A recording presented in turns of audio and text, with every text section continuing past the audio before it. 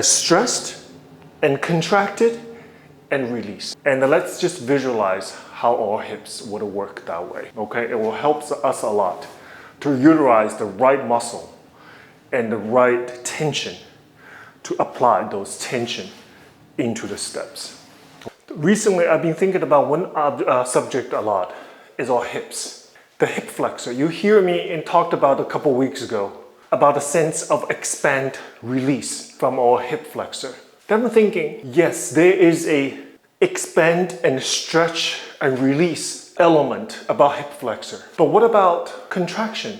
Can hips be contracted and I don't want to use the word of grip, but contraction, the pressure. And I was thinking like this is absolutely needed. For example, balançoire, right this moment right here. My hip is going to contract this way.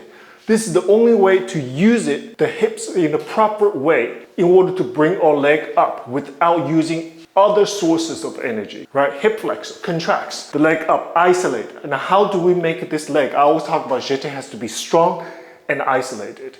Your hips, your hip flexor right here is responsible for this moment. So now I contract to bring my leg up in such a constructive and a clear way.